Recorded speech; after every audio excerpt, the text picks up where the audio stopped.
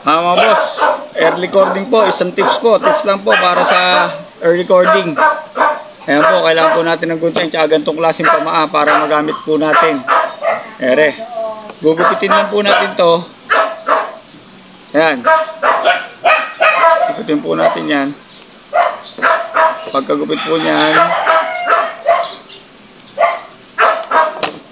yan po, gupit na po yan, matatanggal po to. Iingatan nyo po to kasi gagamitin pa po natin to. Tapos yan,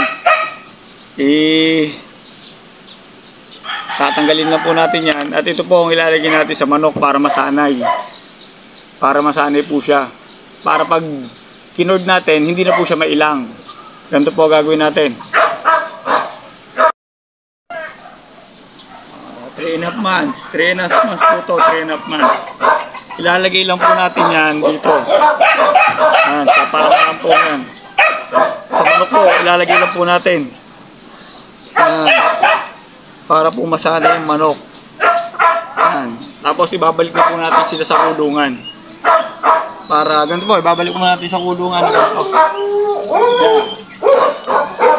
Para masanay na po yan. Yan po, masanay na po yan. Mga 3 weeks lang. Sanayin natin. Tapos, tingnan po natin nakakalabasan. After 3 weeks.